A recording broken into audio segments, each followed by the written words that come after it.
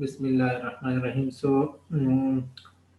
पिछले लेक्चर में हमने डिस्कस किया था opposing reaction in elementary opposing reaction. अब हम एलिमेंट्री रिएक्शन इन किसी भी रिएक्शन के मैकेनिज्म बताने के लिए, अगर कोई रिएक्शन जो है वो क्या है, उसमें एक एलिमेंट्री रिएक्शन क्या है, कंकरंट है या साइड रिएक्शन भी उसका हो रहा है, या पैरेलल कोई रिएक्शन साथ हो रहा है, या कोई कंपीटिंग रिएक्शन हो रहा है। Side reaction, concurrent reaction, parallel reaction और कंपीटिंग रिएक्शंस, ये those elementary reaction in which the products observed are obtained or formed by the same reactant undergoing more than one reaction। यानी एक ही reactant है और वो क्या कर रहे हैं, एक ही रिएक्टेंट है और वो प्रोडक्ट, दो प्रोडक्ट दे रहे हैं, तो उसको हम क्या कहेंगे, साइड रिएक्शन।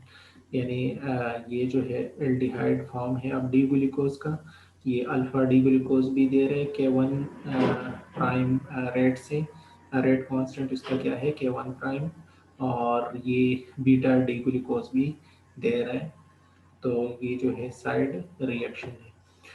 तो इसको हम जो है, जिस तरह ये ए है, अब रिएक्टेंट ए बी भी बना रहे और सी भी बना रहे। बी जो है ये क्या one prime speed rate constants का क्या है इस रिएक्शन का, के वन प्राइम है, और इसका क्या है के वन। यानी इनमें से एक मेजर प्रोडक्ट है या मेन रिएक्शन है और एक साइड या रिएक्शन या माइनर रिएक्शन है। ठीक है। सो इसी के लिए जो ये जनरल एक रिएक्शन है, इसके लिए जो रेट एक्सप्रेशन है R1 prime rate of this reaction, A जब बी में जा रहा है, तो ये जो है किसके बराबर, minus D A by D T और के वन प्राइम ए, और इसी तरह इसका जो रेट है वो क्या हो जाएगा, minus D A by D T के वन डबल प्राइम ए, इसका रेट। दोनों जो है एक ही रिएक्टेंट से बन रहे हैं। ठीक है। So the overall disappearance of A जो है, ए टोटली दो प्रोडक्ट बना रहे हैं, एक बी और एक सी। So overall disappearance of A जो है वो क्या है, दोनों रेट को हम क्या करेंगे, ऐड करेंगे, तो ये हमारे पास क्या हो जाएगा, चूंकि ए दोनों में कॉमन है तो कॉमन हो जाएगा, और के वन प्राइम प्लस के वन डबल प्राइम जो है ये एक कांस्टेंट बनाएगा, और उस कांस्टेंट को हम क्या कहेंगे, लेकिन इसको हम बराबर लेंगे के वन के। तो ये हमारे पास क्या हो जाएगी, इक्वेशन वन।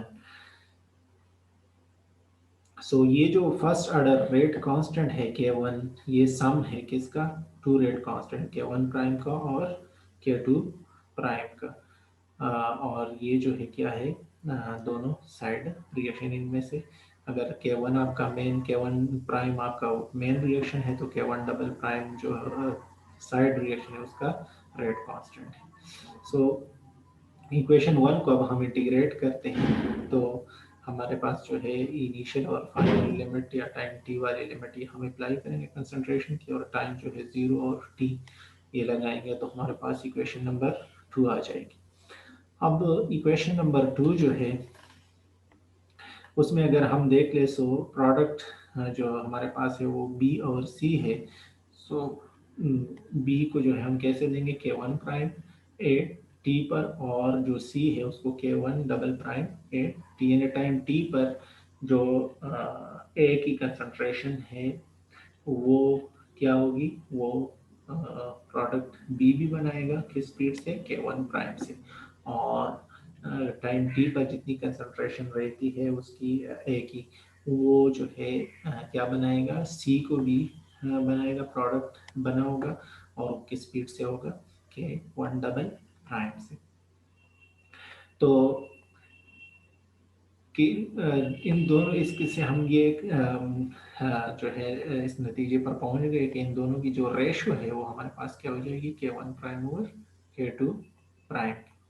और ये जो रेशो है इसको हम एक्सपेरिमेंटली जो है मालूम करते हैं, और के वन प्राइम और के डबल प्राइम, के वन डबल प्राइम जो है इसको हम काइनेटिक स्टडी से मालूम करते हैं, और फिर क्या करते हैं, इंडिविजुअल जो हमारे पास रेट है उसको हम क्या करते हैं, मालूम कर सकते हैं। यानी इन दोनों की रेशो हमारे पास आ जाए, फिर उसके बाद जो है इनको हम काइनेटिक मेथड से मालूम करके हम क्या कर सकते हैं, इस रिएक्शन को मॉनिटर, यानी इंडिविजुअल कांस्टेंट को हम मालूम कर सकते हैं वन प्राइम को और K2 प्राइम को, K1 डबल प्राइम को। अच्छा, ये एग्जाम्पल ये वो तो सिंपल था। ऐसे भी हो सकता है कि रिएक्टेंट बी जो है वो K1 स्पीड से मतलब इसमें जा रहे हैं, और इधर सी जो है उसके लिए इसके 2 मोल चाहिए, और डी के लिए इसके, यानी ये तीनों साइड रिएक्शन हो रहे हैं। ये बी भी बन रहा है, सी भी बन रहा है और डी भी बन रहा है। किससे बन रहा है? ए से बन रहा है। अब ये जो ए बी है ये मतलब इसमें कंसंट्रेशन जो है ए क्या है, ए की कंसंट्रेशन सिंगल है, और इसमें जो है डबल यूज हो रही है और इसमें ट्रिपल यूज हो रही है। हम कह सकते हैं कि ये फर्स्ट ऑर्डर काइनेटिक्स को फॉलो करता है, ये सेकंड ऑर्डर और ये थर्ड ऑर्डर। अब यूज तो एक ही रिएक्टेंट हो रहा है, ए हो रहा है, लेकिन इसमें जो है बी, बी की जो फॉर्मेशन है वो according to first order kinetics है, सी की सेकंड ऑर्डर है और डी की थर्ड ऑर्डर है। तो इस तरह का एग्जाम्पल भी हो सकता है। तो इसके लिए हम रेट क्या लिखेंगे, यानी सिंपल जो फर्स्ट ऑर्डर की है, सेकंड ऑर्डर की है और थर्ड ऑर्डर की जो रेट लॉ हम लिखते हैं उसको हमने लिखना है। ठीक है। अब ए की डिसअपियरेंस के लिए हम जो रेट लिखेंगे, तो चूंकि तीनों में ए डिसअपियर हो रहा है तो हमारे पास क्या हो जाएगा, K1 A और K2 A का स्क्वायर और K3 A का क्यूब।